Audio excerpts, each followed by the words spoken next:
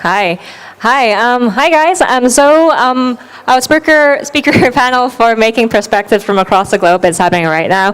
This is one of the panels that is closest to my heart because I come from Hong Kong. I live just across the border from Shenzhen.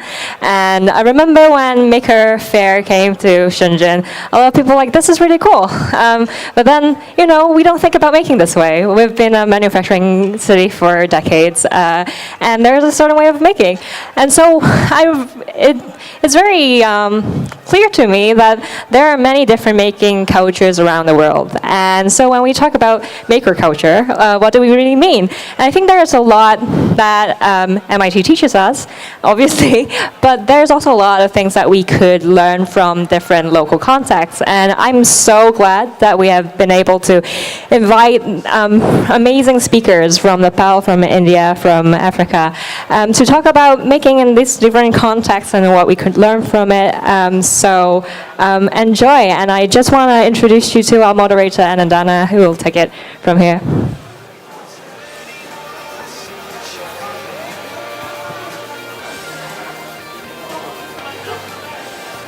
Thank you very much, Jamie.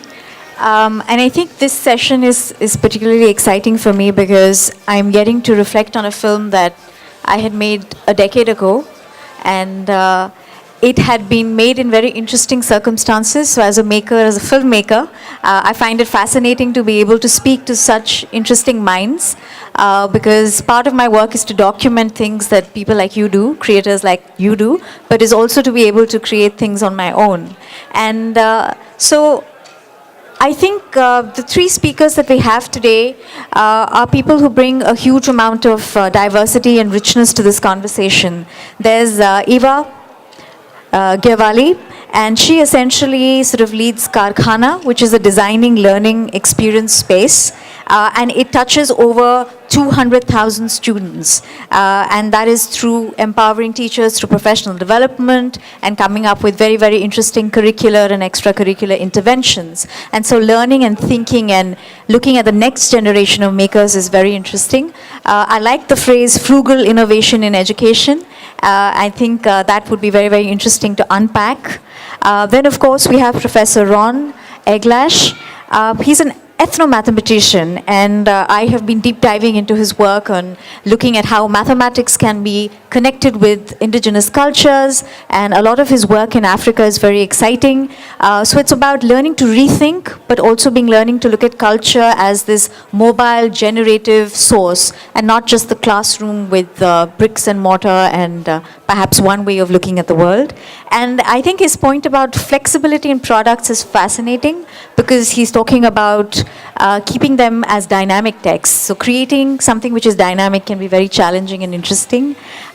Juliet, Wanyiri, I'm absolutely taken in by the work that she's done in terms of gender sensitization, trying to bring more and more women to maker spaces, and of course tying it with citizen journalism. So you not just become a maker of products, but you become a maker of realities and stories. And I think that journey of empowerment is also very interesting. So what we have today here is a very nice mix of not just people who are creating products, but are creating concepts, are testing them, and then are integrating them with culture, which is the only way that a maker lives on. And I'm going to invite the panel to take their seats there, and then I will invite each of you to address the audience. Can I request a round of applause for the speakers, please? Thank you.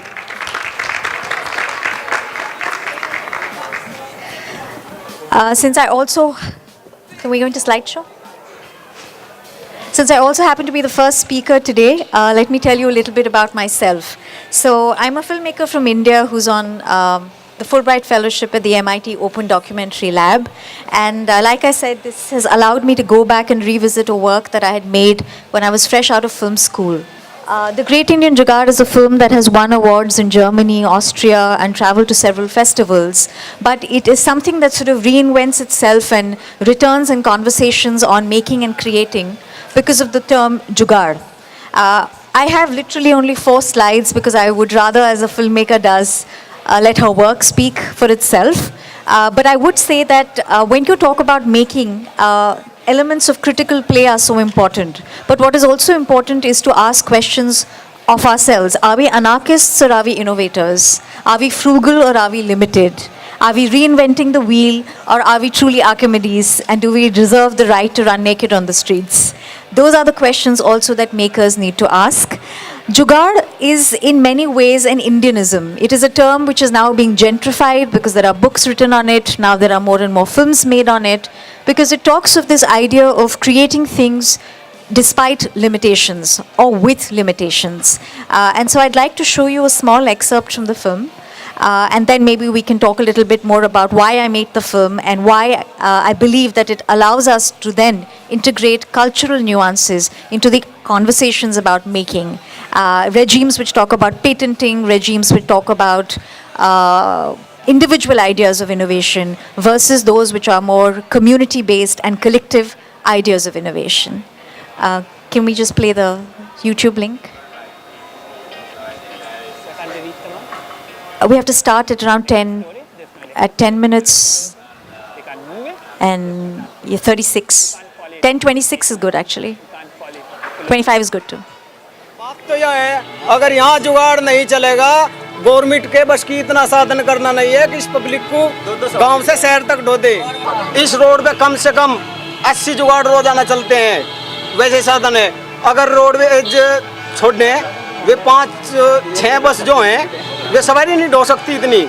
अगर ये इंता गायब होंगे नहीं, तेल का मीच जगह 8 लाख जुगाड़ है, 8 लाख आदमी तो वैसे बेरोजगार हो जाएंगे, मिस्त्री बेरोजगार हो जाएंगे, स्पेयर पार्ट वाले बेरोजगार हो जाएंगे, बेरोजगारी हो जाएगी। ये तो किसान वाहन के रूप में जो है ना गवर्नमेंट ने पेश कर दिया, राजनाथ सिंह की देन है ये। कितनी प्यारी होती है ये भोली सी उम्र, ना नौकरी की चिंता ना रोटी की फिक्र, लट्टे मुन्ने होते हम तो देते 100 हुक्म, पीछे पीछे डैडी मम्मी बनते नौकर। जुगाड़ के बदले आपको कोई दूसरी गाड़ी दी तो आप लोगे? नहीं ये नहीं। जुगाड़ बढ़िया, जुगाड़ का काम आवा, फिर उस गाड़ी का कौन काम करेगा? इसे तो कहीं चला लो, किसी काम में चला लो, यू ऑलराउंडर है। अच्छा एक बात बताइए, जुगाड़ तो कोई और मतलब होता है? जुगाड़ से क्या मतलब? आप बताओ कैसे? जैसे बोलते हैं कि जुगाड़ हो जाएगा भाई, घबराओ मत। हाँ, ये वही जुगाड़ है जी। ये वही जुगाड़ है जी। वही जुगाड़ है जी। अब जुगाड़ हो जाएगा। दूसरे का जोड़ तोड़ करके कहीं का सामान कहीं मिला तो उसी को जुगाड़ कहते हैं। ये तो हमने नाम खुद रखा है इसका, ये कंपनी ने नहीं रखा या सरकार ने नहीं रखा, हमने खुद अपना नाम रखा है जुगाड़। हाँ, देहात क्षेत्र जो है जुगाड़ से चलता है, ग्रामीण क्षेत्र जुगाड़ से ही चलता है।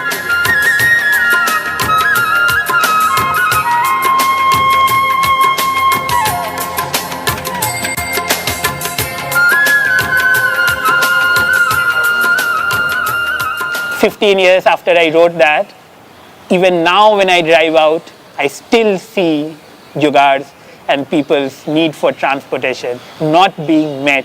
Between a bullock cart and a tractor or a bus, jugaad filled a gap very well. That to me is perhaps the single biggest triumph of the people who were not organized, who were not trained in any formal sense, but yet exhibited that enormous capacity to figure out what's the need and how to meet it. And it happened precisely in areas where agricultural equipments came to India for the first time, in Punjab, Haryana, Western UP. These are the areas where green revolution first happened. And these are the mechanics who got exposed to farm equipment of various kinds, from tractors to water pumps to diesel engines to all the other contraptions. And some of these mechanics who may have been illiterate in the formal sense figured that they could put together from these experiences a vehicle that could meet the demand of the community in which they're living. It's not a vehicle that will meet any safety standard. It's not a vehicle that will meet any engineering standards. It's not a vehicle that will meet any energy or fuel efficiency standards. It's not a vehicle that will meet any environmental standards. Yet it meets the most important of all standards, the need for transportation, and meets it so well. Had we been China in the 70s or the Soviet Union in the 80s, they would have simply killed the people who did this jugaad. So essentially in that excerpt, we sort of deep dive straight away into what people are clearly talking about, which is a vehicle. So what is this vehicle? It's literally a water pump, the chassis of an abandoned Jeep, wooden planks, and tires collected from trucks that have overturned or been thrown away in the scrapyard. And hacked together, put together, they ply on the roads in India. In the section that you just saw, people are commenting on how this fills a very, very important need, which is basically most of our vegetables rot by the time they reach the markets because there are no vehicles. 80,000 of these ply in our country today. They double up as ambulances. They take laborers from the interiors to the city. They are not registered, they are illegal, and yet they ply and are created every day. And the point is, as the film asks further down, what would have these people invented were they not reinventing the wheel? And so when we talk about maker spaces and we talk about how people are creating concepts for change, I think it becomes interesting to unpack terms and ask ourselves that, is it innovation or is it fatalism, a placebo effect that has made us celebrate it? If you were to go to India and if somebody asked you if you are a jugadu, in today's day and age, you would feel that you have been complimented because it means you're entrepreneurial, you're able to create something out of nothing, and literally when given junk, you will make it work. 10 years ago, if somebody walked up to you and called you a jugadu, you would be insulted because you were entirely focused on being lettered, following the law, and a jugadu was a person who broke the rules. And that's the other question that we need to ask ourselves, which is who sets the rules for innovation? Who sets the benchmarks of what makes a product or a process scalable? And do we or should we aspire for something which is scalable? Can we have the next slide, please? I remember that while I was doing research, I was most taken in by this image when I was trying to research jugaad. And I actually did find people who use discarded water bottles and plastic and create footwear for themselves. And the film sort of ends on these rack pickers who are making these slippers for themselves and then walking through the city. Because jugaad in many ways is also trying to make life comfortable and to be acknowledged when you are not. And design doesn't necessarily have to be industrial or created in spaces where you have even engineering or math. It can probably be the outcome of just trying to navigate a city, to be mobile. And so when I started this project, I essentially wanted to talk to the people on the streets and the highways of India. And I remember just getting on trucks and buses and traveling and just talking to people. There are times when there are over 200 to 300 people in my frames, each of them wanting to contribute their own version of jugaad, which essentially means that there is enterprise, there is an instinct to create. The question is, what can we as makers who are more privileged and who have access to structures which make making more scalable and therefore patentable and therefore more readily available, do for those who are outside these paradigms? And do we as makers have the responsibility to be community leaders, or can we just be makers who lead a team?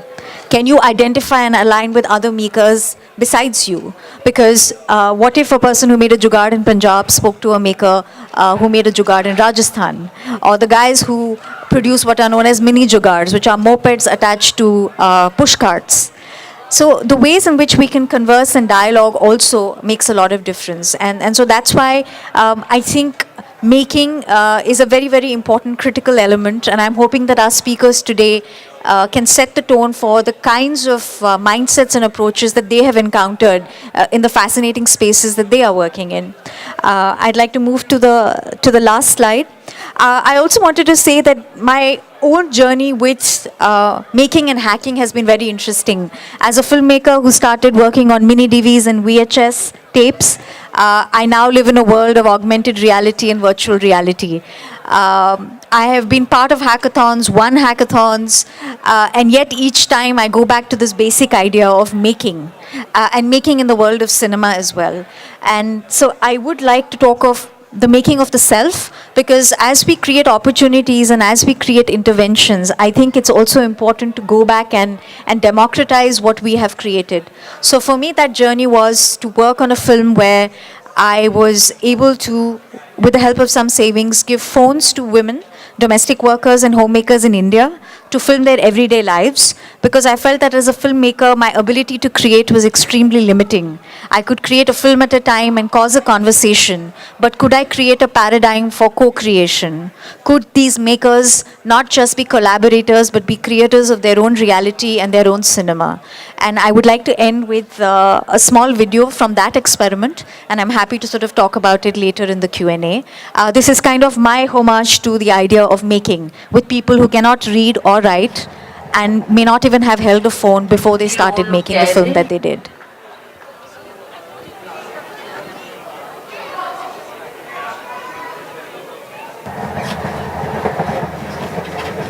फिर वो लोग कह रहे जो देखो जब थोड़ी time अंधेरा हो जाएगी ना 7-8 बज जाएगी तो तुम्हारा हड्डी भी नहीं मिलेगी। तुम ऐसे एरिया में आ गए हो। तब तो हम तीनों माँ बेटी रो। और कहाँ पे दिल्ली में कौन सी जगह में आ रही है ये पता नहीं। जो हरिनगर में आ रही है उनका वो नोएडा जा रही है ये भी पता नहीं थे जो कौन सी जगह में लेके जा रही है। बस दिल्ली में जाना था इतना ही पता है।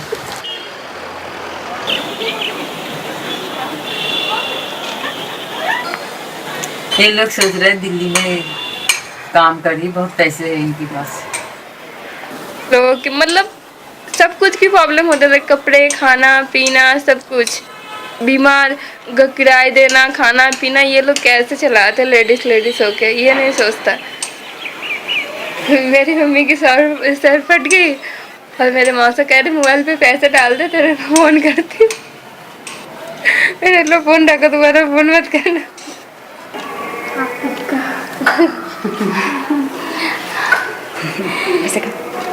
मेरे को वही डर लगते है जो तुम लोग इतना पढ़ी लिखी नहीं हो जो दिल्ली में जहाँ मर्जी जाओ।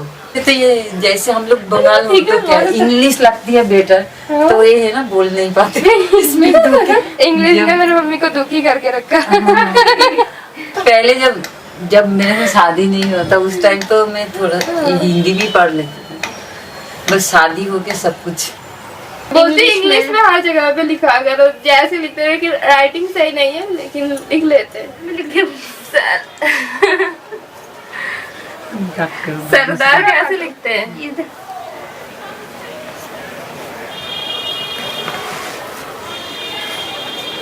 पहले बंगाली में लिख दो नहीं तो।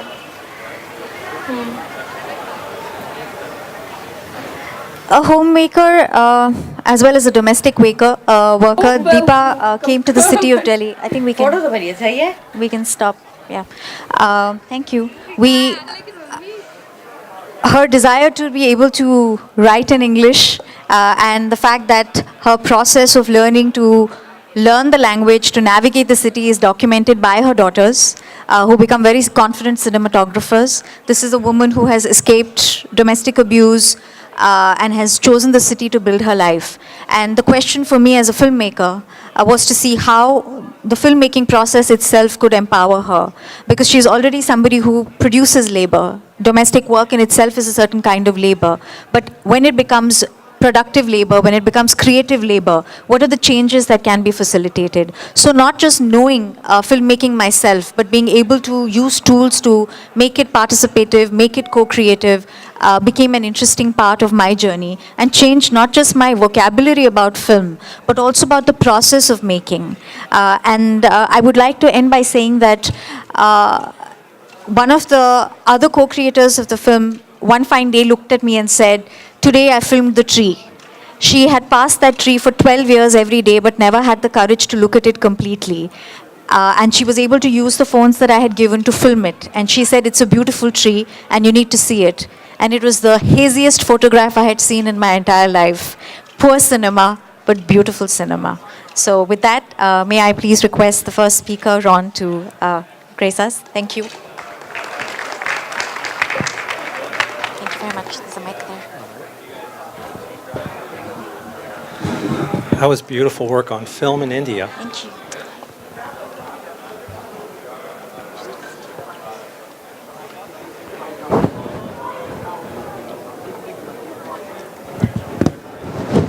Okay. There we go. You can start passing around that Adinkra cloth now, and that little, if you pull the stamp out of there, there's a stamp that goes with it. And if we could have the next slide, please.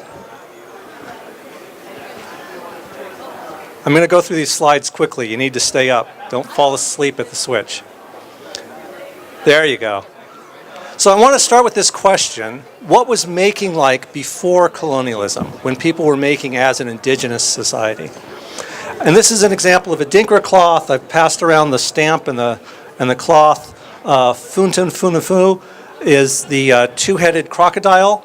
The two crocodiles share one stomach. So if we fight, I'm just depriving myself. When I feed you, I feed myself. So it's a symbol of collaboration. There you go. And you can see these cloths have many different symbols, so they form a narrative. And if you go to the next slide, please. And the ink, if you feel that red cloth, you'll feel the ink on there is very thick. That's because it's made from the bark of a tree, the body tree. They boil it down to make the Adinkra ink, and then they also make a medicine out of that, a Duru medicine. Next slide, please. So the system as a whole has what we've been calling generative justice, not distributive justice like you get with socialism, but generative justice in the sense that it's bottom up rather than top down. And so value is flowing into the cultural commons without becoming alienated, without becoming extracted. It's going into the sacred forest, which then has more body trees growing. So the system generates its own value. Next slide, please. There you go. So the two principles of generative justice, one is that you keep value in unalienated form. You do not extract the value. And the second is that you allow value to circulate through the community rather than sending it off to the corporation as in capitalism or sending it off to the state as in socialism. Next slide, please. So if you look at capitalism as envisioned by Adam Smith, or you look at communism as envisioned by Karl Marx, the systems look pretty much the same. They're both a means for extracting value, sending it off somewhere else, and then in Smith's case, it would be kept by companies. In Marx's case, it would be redistributed by the state. But in both cases, once you've alienated value, it's impossible to put back. You can't take oil from the ground, turn it into gasoline, and then inject the gasoline back into rock. You can't take value from a laborer who's bored of her job at the factory and then expect to get that value back by going to the mall and shopping for commodities. So once that value is extracted, you can't get it back in. Next slide, please. And these create basins of attraction. These create positive feedback loops. So the more you fall into modes of consumption, the more you create the mechanism for producing those desires, producing those products. As a result, we get increasing amounts of global warming, acid rain and pollution, increasing amounts of de-skilling in factories, and increasing amounts of wealth inequality around the world. Next slide, please. Now, those older forms of sharing still exist. They coexist along with these extractive economies. And so you get something like Swami Magazine. It's a giant chop shop in the middle of Ghana in West Africa. But merely adapting those traditions and using them under the conditions of capitalism is not sufficient for overcoming the problems that occur. Next slide, please. So we've turned to a makerspace in Ghana, a creativity group at Kwame Nkrumah University. And they have a beautiful motto. Times have changed ever since the independence of our nation from our British colonial masters. Sadly, however, this independence did not include freedom from our master's education system. So they've turned to a makerspace to have an alternative form of education that didn't rely on the British colonial mode that they were still in even after independence. Next slide, please. Now, we've been interviewing folks who make Adinkra, and that's where that cloth is from. And they're still around today, and they're still making it the traditional way.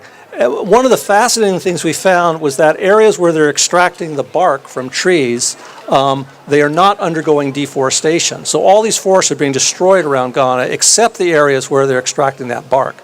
So we figured if we could increase the amount of that traditional economy, that generative justice, you could actually save some of the forests. Next slide, please. So we've engaged the creativity group at Kwame Nkrumah University in developing some technologies to enhance that. One of those is solar energy. This is a parabolic reflector that heats up the bark water and turns it into ink. Next slide. A little bit hard to see here, but the traditional way of taking e-waste is to burn off the plastic, and then you get the metals that you can resell, which creates a horrible toxic mess. So the creativity group has started means of converting e-waste into useful products like this wire stripper. Next slide. And so here they've taken that e-waste conversion, found a bunch of old motors, bicycle parts, and then used them to rotate the solar reflector so that it tracks the sun. Next slide.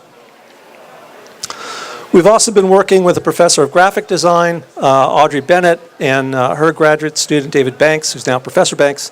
And they were working with traditional carvers creating HIV prevention awareness. So they worked with some carvers to create some new stamps based on the old stamps.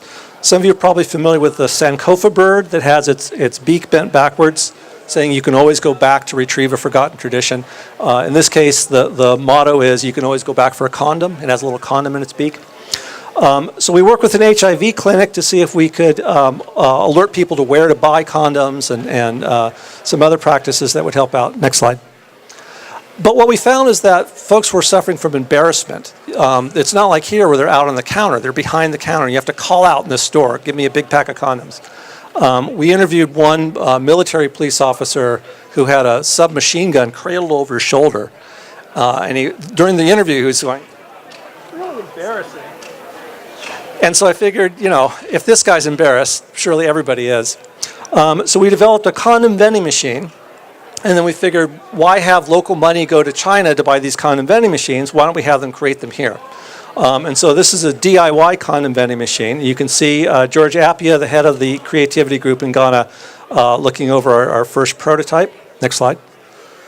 One of the complaints we got was that it was too shiny. It looked like a lab experiment. And so we covered it with a traditional cloth that had those little HIV warning signs on them. And that was installed in an HIV clinic. The students further modified the device, and this is a point that is a little bit of a contention for me. So we had covered it with a cloth so that we could work that sustainable economy into the design. They immediately took this toxic blue paint here, slathered it over the cover. Instead of assigning it an indigenous identity, they called it the Venus machine. So they assigned it a European identity. But on the other hand, they modified it to take other things besides condoms. So they're now selling pregnancy tests through these vending machines.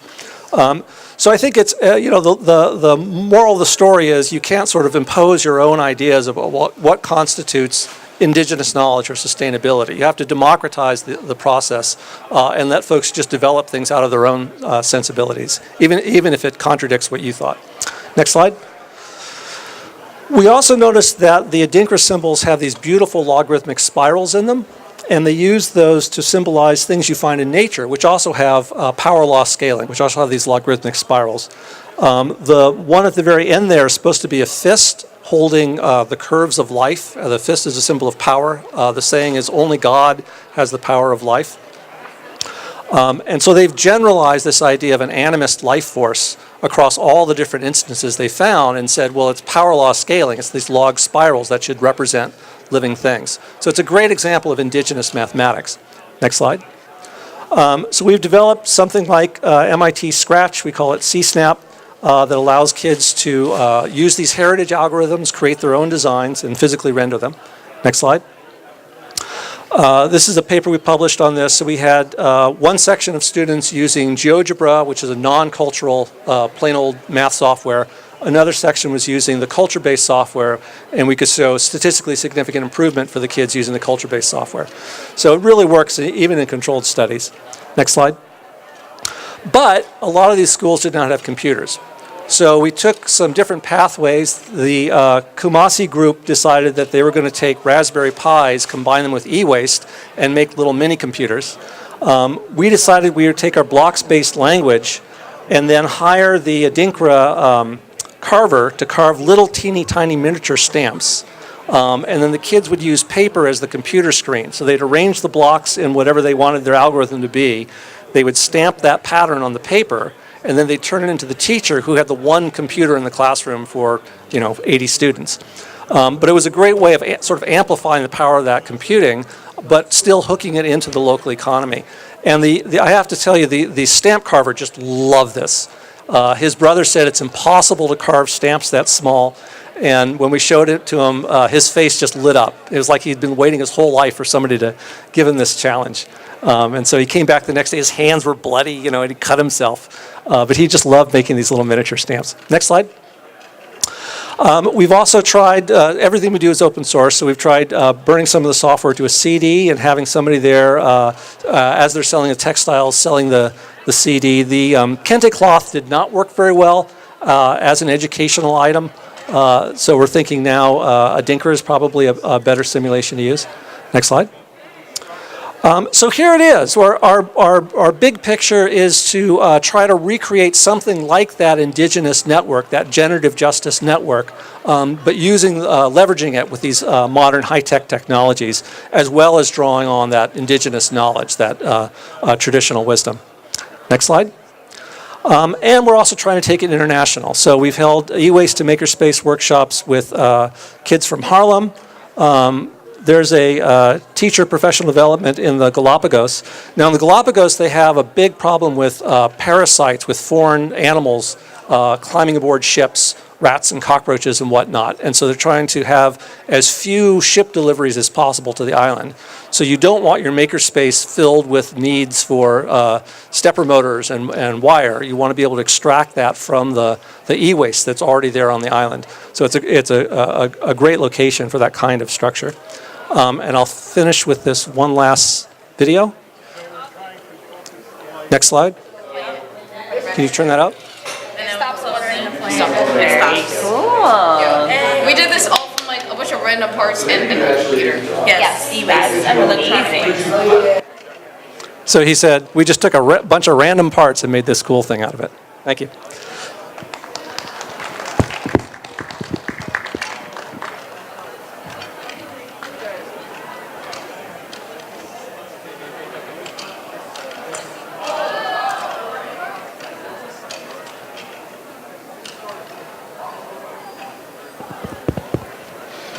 Thank you so much, Ron. I have a ton of questions to ask. That was really exciting to see. And I love the ending line, which is a bunch of random parts that create magic.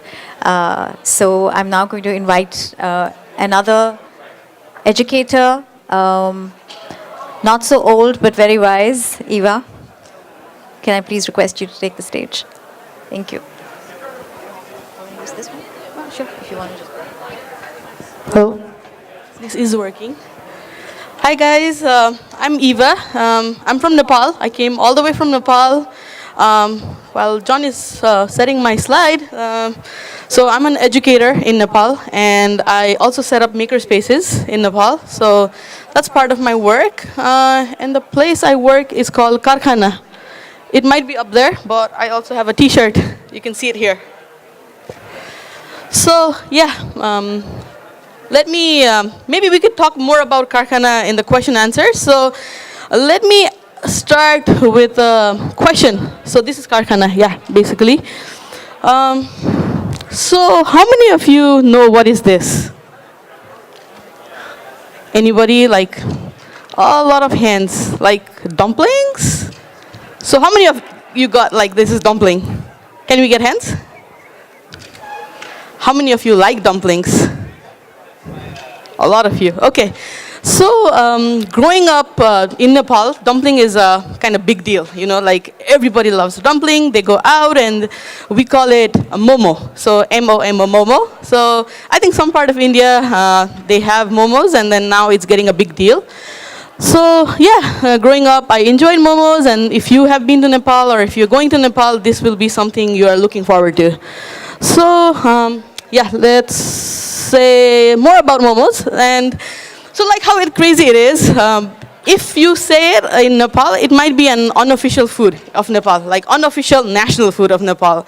And so after like, my slides don't change. Can you change the slide? Yeah, I couldn't do it with this. So we had a long civil war in Nepal, and after that we decided that we'll have a province kind of thing, like not what we used to have before with state. So zones that we had, 14 zones and 75 districts. And I'm sure a lot of people would have agreed to name all the province after momos. Like the far west would be pork momos, the central would be like buff momos, and buff in Nepali is in short for buffalo momos. So this was something people would totally agree. So that's how crazy momo is in Nepal. Let me change slide. Okay, it has to be from there. Can we change the slide?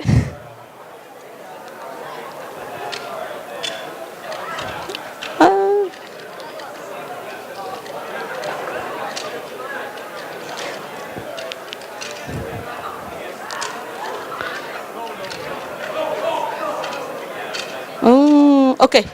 So this is something also a very cultural thing in Nepal. If you walk in the street, there's always something called jatra. Jatra is like a religious carnival. There's a lot of people in the street. They are dancing, singing, pulling a chariot. So we'll see two videos about the jatra. So one is this one. Can you just click on the thing, it'll pop up. Yeah, so this is a jatra where that kind of thing is dancing, and that's called a lakhe in Nepali. And lakhe, in English, let's call it a person X, like a scary looking creature that might be a little scary. So yeah, we can stop there. I think everybody got an idea, right? We got an idea of the lakhe, right? So yeah, we can go back to the slides. And now that we got both crazy things about Kathmandu, like momo and lakhe, how do you combine this and take it to a classroom experience where everybody gets excited about it? So that's my story. In Karkhana, what we do is, in the beginning of the class, we never tell students what to do. We give them a problem statement. So I'm going to tell you a story of the problem statement in one of our classes. So there used to be a village named Rangatar. Rangatar in Nepali is Buffalo Village. And it was a nice, peaceful village. And one fine day, the cattle starts going missing. And people have no idea where the cattle went and what is happening. So they all get in a panicky mode and then gather in the village. And you know, the setting is like about 500 years ago. So there's nothing, a lot of communication or maybe cell phones. So they just gather and start talking. Where did my cattle go? So they are in a good discussion. And suddenly this person X, like, you know, like the demon kind of thing that was dancing in the festival. So let's call it person X. So person X kind of creature appears from the back and says, I ate all the cattle. And then everybody's like super scared. And then like now they don't know what to do in this panic.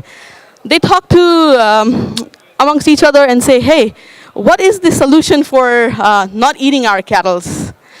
And then the person X says, I might have a way. I've heard very good things about this village and its momos, the dumplings. How about you supply me those dumplings every day, and then I will spare all your cattle. And then they say, it's doable. They make momos, so why not? So that's what is doable. Then, but if you can see in the image, it's a little difficult to see. And the river, and there's a cave, like a den kind of thing. So that's where the person X lives. And people are a little scared to go and deliver dumplings there. They need to figure out a way. So the first challenge is, how do you deliver dumplings to the person X? That's the student need to come up. And then the second challenge is before he leaves, he says, I get pretty bored in the den. How about an entertainment for me? So at the end of this drama, we do actually this drama for students and then say, so two things they have to work on. How do you transport the dumplings? And how do you entertain him? So students are left with 2 challenges throughout the class. And our class ranges like 8 to 12 weeks. So this particular class is 12 weeks, and students are working on to come up with some solutions. So some come up with a bridge, some make a pulley. So I have some images right after this to show what happens in class. Can we go next slide? Oh, yeah, this is the drama where somebody acts as person X. Looks a little scary, huh, for the students. Yeah, next slide. So we have a student here trying to make a bridge, and so he's working on it. Also, during class and everything we do when we make class, there's something called, we work and we implement our thing is called TMPI, which is called Think, Make, Play, Improve. Those are 4 things that we chant all the time. So the student here is making a bridge, and then this is the first iteration of his bridge. And then, can we go next slide? Yeah, so he made the first iteration with the photo, and then it might not be the best one. So he implemented this Think, Make, Play, Improve in his bridge. So he created a second bridge. Can we go next? Yeah, so maybe he looks a little happy in this photo with a second iteration. So this goes on and on for a long time or short time, depending on the class time, to come up with a fairly good, nice product in any class. Can we go next slide? Yeah, and this is the transportation device the students are working on to transport the momos. And I have a couple of photos, actually. We can go next. So this is the bridge and the transportation thing. Can we go back?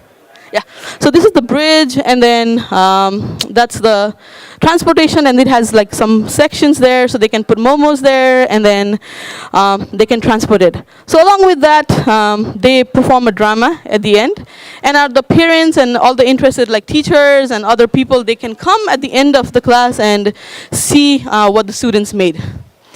So that's one aspect. And then we also make sometimes like educational kits. So that was a demo of our class. And for the kits also, it's the same thing. I'll show you one more image. No, next. Yeah. So this is the thing I was talking about, the religious carnival that happens called Jatra. And there's like several people on the street trying to pull that chariot. There's also a small video. If you click on the photo, it'll come up. Oops. Yeah. So that's the amount of people on the street during Jatra, and there's always some kind of Jatra or religious carnival happening in Kathmandu. In case if you are planning to come, be prepared. You'll always see one of these people dancing and pulling the chariot. So personally, I grew up watching these, and every time there's one Jatra, I go out and have fun there. So yeah. And there's like background music, you know, they play music and such. And then you did see the big chariot being pulled.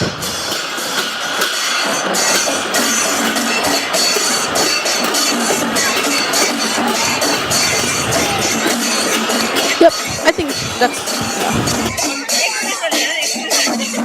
So we also thought it'll be a cool idea for students to build something like that. And when we looked over, we saw like a lot of cultures were making a remote control car. And then we didn't want to replicate exactly the remote control car, so we came up with something called Roborath. The chariot being pulled is called Rath in Nepali. So we came up with the idea Roborath, and then they can decorate exactly how they have been visualizing it since they were a kid. So that's Roborath. And there's also a video we can play showing how the Roborath works. There's a little remote, and then you can play, and then it just slides. So that's like a remote control car. There might be a couple here, so it's the same concept, but in a cultural way. So yeah, this is what we do in Karkhana. I mean, these are like just 2 examples of what we do, but there are several things we do. And then if we go to, I think that's it. Yeah, that's what I want to say. Also, I know I put a character there that looks like me.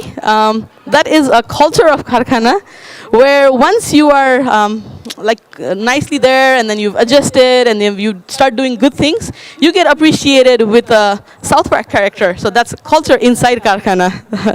So yeah, that'll be it. Thank you.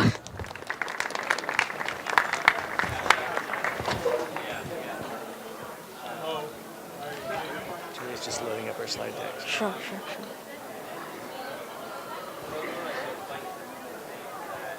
Thank you so much, Eva. I'm hungry now. So there's a lot of delicious learning which is obviously taking place in Karkhana. Karkhana also literally translates to a maker's workshop. So I think that's a wonderful pun, because if we learn to build and make, then perhaps we'll be better problem solvers than perhaps a few of us are. Missed my generation at least. Our next speaker, Juliet, is just loading her slide deck. So did you have to pose for this? You just get... They just surprise you with it? Is there a name for this one? All right. Miniature you. All right. So are we ready? Yeah, just about doing that. All right, so I think in terms of just the continuities that I've seen across the two presentations today is obviously this desire to look at culture and to really look at ideas which are more rooted, because I think that's one of the important things we need to do as makers, which is to find our local roots. And that is where I think a lot of the beauty and originality is, which perhaps is what our next speaker, Juliet, is going to be speaking about, her wonderful experiences in creating and also inspiring others like her to create. So, thank you.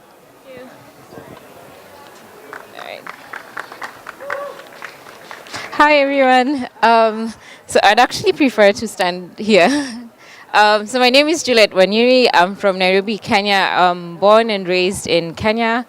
And I started Fundi out of curiosity and based on an experience I had when I was in undergrad.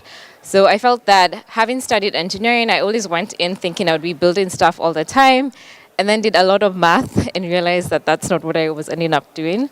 So I felt that I wanted to share the experience of having grown up in an environment where my parents were always building stuff, or I grew up in a very creative household, and I wanted to share this experience. And I realized even when I was a kid that I would tell my friends like, oh, over the holiday we did like a Muppet show, and I'm like, my friends didn't do that, so I was like, oh, okay. And so this kind of came out through my interest in electronics and wanting to make more out of my engineering background. So Fundi is actually a Swahili word that means maker, and like was shared earlier, it's like maybe 10 years back, if you said you're a Fundi, people would think you're like a hacker, tinkerer, but not in like the nuances that you have right now when you think of someone like building a robot. You think of someone who's like fixing your car or like doing plumbing. So I wanted to kind of create a newer experience around how we interact with people who have that creative sense, and also just get a better image of what Fundi is. It's actually spelled with a U, but I put 2 O's to make it easier for non-Swahili speakers. Yeah, so started this as an experience to make people enjoy building electronics and work around building smart devices, so IoT-based projects. And then recently introduced design thinking, and this is just because engineers tend to build things just because they can, and which is fine. I just felt that there are a lot of opportunities and experiences we could build for and think about more creatively. And based in Nairobi, so Nairobi tends to be the silicon savannah of most of Africa, and a lot of software startups have emerged around that, but not that much has happened in the hardware space. So I felt this is an opportunity that I wanted to get into. And so I'm just going to flip through some of them. So we've worked in Uganda, in Burundi, and in Kenya, and focused primarily on electronics. As like I mentioned, like a lot hasn't been done in that space, but also because when you look at most economies that have emerged and prospered, it's really around industrialization and manufacturing. And by 2050, over 65% of young people will be on the continent. So this is a real big opportunity. And so just making sure that by the time we're looking at industrialization as being the next wave on the continent, making sure that as many people are empowered to think around this and not primarily going to school to get jobs. Yeah, so this is just a few of the run through. I think one of the challenges, this is the theme of the panel, was to talk about like resources, opportunities, and challenges. One of the challenges around this has been to get people comfortable around building. So you find most people who come for the program are actually binary. It's like you either are a hardcore maker and you build cool stuff in your house, or you've never built and you want to come in and learn. And so getting more and more people comfortable with that ambiguity around electronics and how intimidating that sometimes is has been a challenge and a big opportunity for us. So initially we were running this independently and run it for profit, and then got a lot of more university programs that have innovation hubs approach us and be like, hey, we want to introduce this as part of our curriculum and what we want to teach. And this has been such a huge opportunity for us because it means that other educational bodies are looking at this as a core part of what they want to offer. And in January, we ran a pilot with IBM Research. So they have a research center in Kenya, and what they want is not to create things in isolation, but to be part of what's going on in the larger ecosystem. So we focused on water security in urban cities. And so as urban African cities are expanding rapidly, they're also facing challenges that are affected both with the growth in population and climate change. So we're looking at addressing this challenge in a creative way, but plugging in what we do with electronics and IoT combined with the IBM Watson. And so having come from starting this as like, this is a hobby and I want more people to build, to now this is kind of how I think about it is like, I want to be part of a revolution, and I'm just going to play my part in that revolution of more people being comfortable around electronics. I think we need as many players on this as possible. So always excited to see people who normally wouldn't want to be called fundis, like universities and tech companies wanting to be called fundis. I'm like, yes. So always excited about that. And I think the biggest lesson I've learned from this is like bringing in as many players as you can, and you can't do it all on your own, and you shouldn't do it all on your own, because there's a limited understanding in experiences, in opportunities that you have. Yes, I'm just going to flip through more pictures of what we worked on, and more of the outcomes behind this. A huge spread of the people who initially came were mostly students, and now we have split between students, people who are in startups who want to learn a specific technology for their startup, as well as people who are actually currently working and are looking for what are now called new collar careers. So it's like careers that require specialized short-term training and want to use this experience to experiment around whether they'd want to do more of this. So we have people coming in from different technology companies for this. And lastly, I'm excited to talk to you guys if you have any ideas around this, what I should look at, what other places are doing cool stuff that I should check out. Yeah, thank you.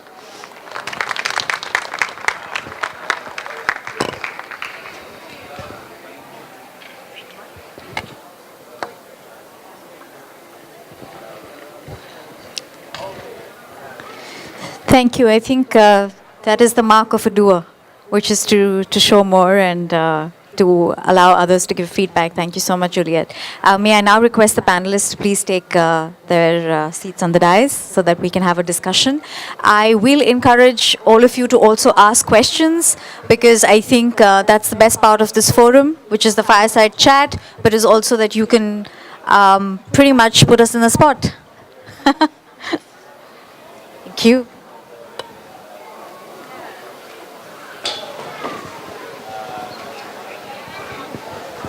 So like I'd said, I was very excited when I realized that I could get the opportunity to both speak with and also interlocute. One of my questions to the panel is about youth and leadership, which is that you're all trying to really get the next generation ready. What are the challenges that this generation of makers is facing, and how are you resolving them in your individual ways? And we'll pass the mic along. May I begin with you, Juliet? Yeah. Okay, so I think in the context of, like when we started working on Fundi, in the context of Kenya, the hardest thing was getting as diverse electronics as we needed. And like the part of that is that, the government recently introduced taxes on electronics, so you're charged more to import electronics. And so the workaround we had around that is that we started working with a local manufacturer, and this challenge turned into like a huge opportunity because now we could get customized boards done for us, which would have been harder to do if we were shipping them in from China. But even down the road, the company that prints these boards actually wanted to be involved in co-running one of our programs and kind of teaching PCB fabrication in one of our programs. So it's a challenge that turned it into an opportunity, and I think like that's kind of been, like with the team we worked with, that's always been a mindset we've had. Like if one thing didn't work out, it's like, how could this be an opportunity for something else? Well, one thing that comes to my mind is a project we were doing with installing some of the condom vending machines on the KNUST campus. And one of the suggestions that came up was that we have them in both male and female bathrooms. And the male students just broke up laughing at this. Why on earth would you want condom vending machines in female bathrooms? They take racism very seriously. So if I start talking about white supremacy or race, the room goes dead silent and everybody's listening to me. If I'm talking about feminism or gender issues, they start giggling. And so I think one of you asked what the challenges are. So I think one of the challenges are just sort of trying to figure out the social scope. I have to say, I think the reverse often happens here in the US. So I'll ask my students to design something that has a kind of social awareness, and so they'll say, well, this device takes gender into account. But if I say design something that's going to contest racism, they're completely perplexed by the question. And so I think those challenges take very different forms in different contexts. Yeah, for me, it would be, I'm setting up maker spaces around Nepal, not in Kathmandu, but not in the capital, but everywhere else. And I try to train the youth, but when I see, I call for these applicants and then they come, I have like almost 15 guys and then only 5 girls or 3 girls in the places. So that has been a challenge for me to like how to get more female makers around in the area where there wasn't been a lot of technology, and I'm with the grant work I'm able to provide some of the resources and electronics for them to use, but then I still get like a lot of boys doing that stuff than the girls. So I think that's a fascinating area of answers. One is, of course, state and legislation, how policy changes and how market fluctuations can impact even what are considered in very local initiatives, and gender, race, differences. I think those are exactly the kind of inequities that makers are in many ways trying to resolve. And certainly I think one of the challenges perhaps that can be filled then by film is to try and create conversations for things like those, whether it is policy change or whether it is involving more conciliatory approaches to gender and race. Any questions in the audience at this stage? Oh, we have a gentleman here. Thank you. I think we all agree that teaching maker skills benefits the individual and also the society. I would love to hear an example or two from each of you about 1 or 2 students that you've taught to make something and where they are now. Do you want to tell us who you are? My name is Andy. I am an instructor for integrated design and management here at MIT, and Juliet has the misfortune of being one of my students. The professor has spoken, but I will mix it up this time. Ron. Let's have the professor. Sure. So we've been working with Anishinaabe. They're Native American groups that include the Ojibwe, the Cree, Potawatomi around the Great Lakes region. And in 2007, we did a project on virtual wigwams. So the kids made wigwams in a 3D virtual environment. And then recently, just last summer, we came back with a maker version of that, where they would first create the virtual wigwams, and then they'd physically render them. And we had a native woodworker in the room, so he could pass on some of his knowledge. I think one of the challenges with digital fabrication is that it's like this universal solvent, this acid, right? And everything turns into ones and zeros, and then the machine shits out some plastic on the other end. Whereas the indigenous approach, that wood is alive, it has spirit, right? And so it was great seeing the kids use digital fabrication in the virtual space, but then use that as the blueprint for physical hands-on. You asked about particular kids, so sort of anecdotes. So one of the camp counselors this year said, "Do you remember me?" And I said, "No." And so back in 2007, she was one of the little kids running around making trouble, running in and out of the wigwam. And now she's going to become a physics major and is really into this collision between indigenous thinking and high-tech ways of thinking. We had kind of an opposite reaction from one of the Navajo kids that we worked with. So they were doing virtual rug looms. And they made some beautiful rug designs and then narrated them. And one of them is called The Clash of Two Worlds. So you see these two triangles coming together and then this explosion.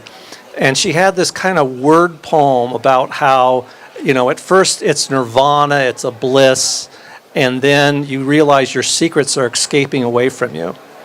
And so she was very ambivalent about the idea of encoding indigenous knowledge. What I thought was a real win, though, was that we had created a platform in which speaking out about that and expressing it was possible. And so I think, the bottom line is you need that kind of bottom-up empowerment no matter which direction it goes, whether it's criticizing you or celebrating you or whatever it is.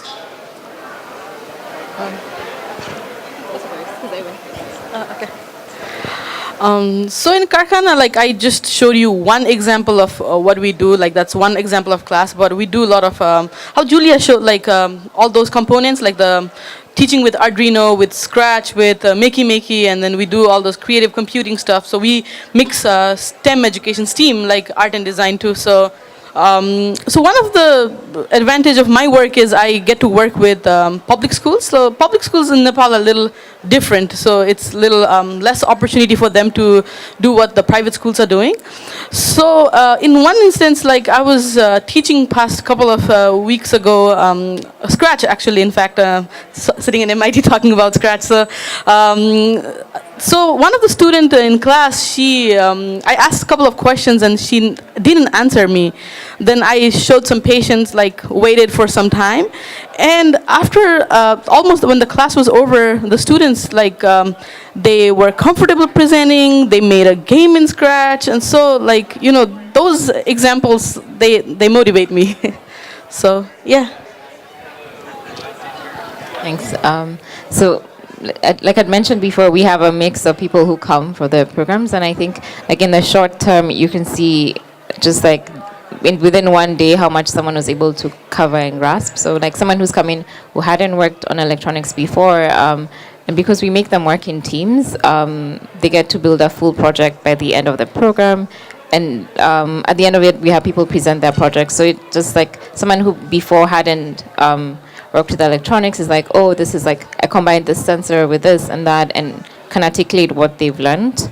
So that's in the shorter term. But even just seeing the same person come from multiple workshops and see the complexity in what they're able to work on grew over time.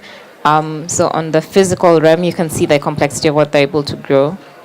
But in the personal side, just seeing that they're exposing themselves to more things and are more open to new challenges. I think that's harder to quantify over time because I don't know what they do when they're home. They're probably Googling more things and on YouTube and checking out all these maker blogs. And I think that's the most exciting thing that for us, I think we'll be able to see the impact of it in 5 years.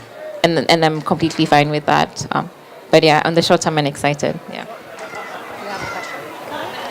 Yeah, I think that's the other challenge filmmakers in today's impact driven or data hungry environment, which is that we are now being compared to what are large scale experiments, and sometimes making is a very small scale, humble, always anecdotal kind of experience too. So I think in terms of filmmaking, having taught film to students from both underserved communities and those who can afford to be in film schools, I think my most successful moments are when people are able to come back and say that they were able to create a film that caused change or enable people to come up and speak about things which are taboo. And in that sense, it's very individual, but the skills of filmmaking then allow you to address important things such as religious bias or discrimination, or not even being able to participate in literacy. So I think some of those journeys are very interesting to see if people who may have been part of a workshop and then becoming filmmakers or members of the industry, and then continuing this conversation on change. I think we have time for one last question. Hello? Can you hear me? Hi. Okay. Hi, everyone. I'm Connie. I am a student at the Sloan School at MIT.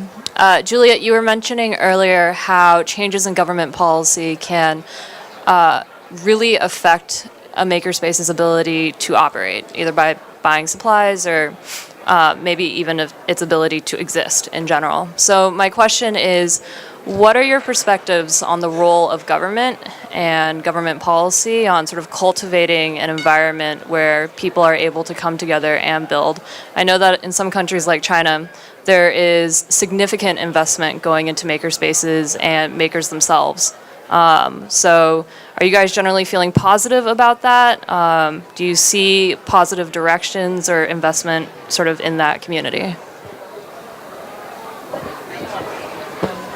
So in Kenya, it's definitely twofold. There's a huge investment by the government in maker spaces, innovation spaces, and setting aside funds for people to build and develop their ideas. On the other side is that because a lot of industries are expanding, the taxes have increased significantly, and electronics is one part that's impacted. I do feel that in Kenya, the government follows the private sector. So the private sector sets the tone for what is important and what needs to be done. So the most dominant makerspaces and hubs in Kenya were started 7 years ago. And it was only the government picking up and developing policy around what they'd really developed. So I think we have our role as private entities to push the envelope of what we want in our countries and making things relevant by continuing to do them and engaging as many people to create the clout for why it's important. One thing that comes to mind is recently in South Africa, there's been quite a bit of contention, some riots over the inclusion of indigenous knowledge in the universities. And so they've been going back and forth about whether or not there should be a government policy regarding this, or whether they should just let academia do what it does. But of course, there's so many white professors in South Africa that it's created a lot of bad feelings about this. So last July, they had a conference called Building the Ebony Tower, as opposed to the Ivory Tower. Get it? And so they used the African fractals work we had done as an example of how to bring those two things together. Indigenous knowledge, but at the same time, things that are sophisticated enough to support research in mathematics and computing and nanotech and the rest of it. And we've had some successes with government participation in some of the fractal architectures we've built elsewhere. So I think there's a lot of different creative strategies you can use for negotiating that tension between private sectors, government sectors, and what we would call civil society, which is really where makerspaces flourish. In 1968, General Electric had an experiment with worker control of the shop floor. At the same time, in Czechoslovakia, on the other side of the Iron Curtain, Prague had an experiment with worker control over the shop floor. And in both cases, it was shut down. In the US, it was management that shut it down because workers were becoming too radical. In Czechoslovakia, it was Soviet tanks that rolled in and shut down what they called the Prague Spring, right? So in some sense, the flourishing of that civil society can happen whether you're talking about a socialist environment or a capitalist environment. It's not necessarily those old rules about the particular form of government that's going to matter as much as the strength of that bottom-up grassroots movement. Yeah, I'm going to share a success story where Karkhana was able to partner with the Science and Technology Ministry in Nepal and organize a STEM challenge, like a STEAM challenge with schools, and then the outcome was like almost 110 schools were able to participate in a challenge, and there was like small stations, and students were, they didn't bring projects from home, but they created something there and then try to address some real world problems, like make a smart city or some irrigation problem solutions, and come up with like how street light, how to save energy in street lights and those kind of projects. So yeah, I was gonna share a success story. That's awesome. Yeah, if you don't mind, we have to wrap up because we're close to the end. But I would like the panelists to have the last word. And in India, of course, we have the Skills Council. The government is now investing a lot in maker spaces, but they tend to be very focused on creating what I call our need gap mechanics, and not necessarily people who are inventing, asking questions, or challenging status quo. So I think civil society is a very, very important component, and I think public-private tends to make it individual and regulation-based, but if we have civil society, then we can look at communities and thought leaders as well. So final words from the panelists to each of you, a little bit more because we need to have a 10 on 10 score. Every place that Ron has gone to, he's spoken about fractals. We need a perfect 10. So I would like you to tell us how fractals make makers. For Karkhana, I mean, the question that I have is, how have you changed as a maker? Because you too started your journey as a maker. And to Juliet, where can we see the citizen journalist stories, and what does image making mean for a maker? Let's start from here. Oh, you guys have set me up.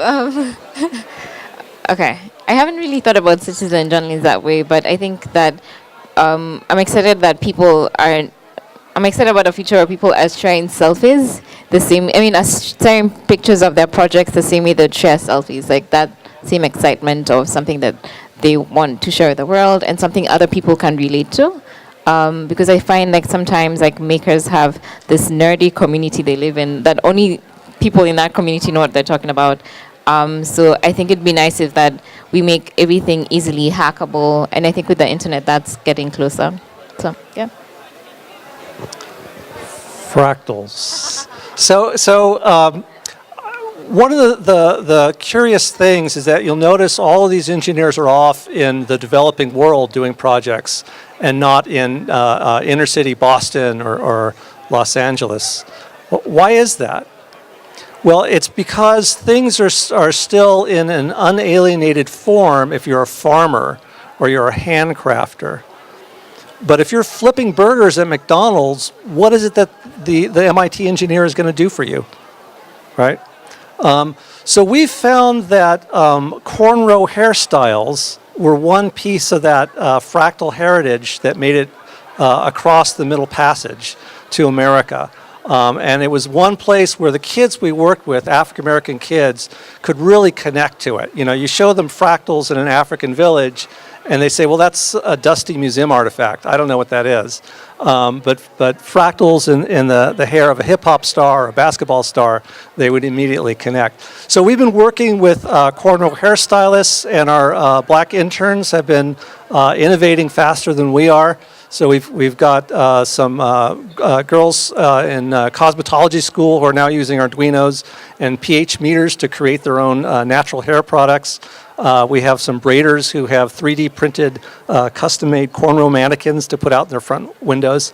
So lots of exciting things going on where you can tap into those heritage algorithms, fractal or not. At Karkhana, like we think, like education in Nepal in general is like this big ship. And Karkhana is like a little tiny boat in front trying to like show a little way to the big ship, like where education should head. So that's what we believe we should be doing. And then we are doing that.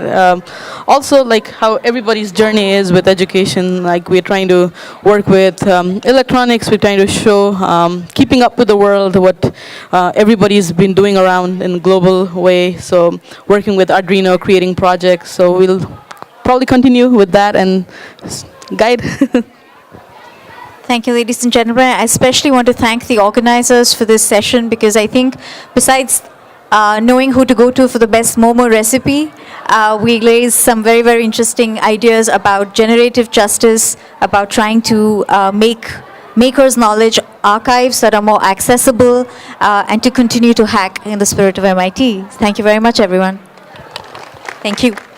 Thank you so much for everyone for coming. I've learned so much from this panel. I think it's an important conversation to realize that making is very diverse. As Ava said, there are, even with working with Arduinos and things that we have here at MIT, it could be very different in Nepal, and obviously we've learned so much from different countries. And so I think on top of kind of telling, she was saying that they have not a very balanced gender ratio in their participants, and actually there's a problem that's also here in America. And of course we should tell people that you can do the robotic stuff, you can do the circuit stuff, but also another thing to do is to help people realize that making can be very diverse. It doesn't have to be only associated with those things. And so in that spirit, I just want to kind of draw your attention to a panel we have at 3 p.m., which is working with nature, and we'll be talking about making cheese, making biofabricated leather, and customized skincare, and biogas digesters. So there's a lot of things happening, and I hope you enjoy this, and I look forward to seeing everyone at 3 p.m. Thanks.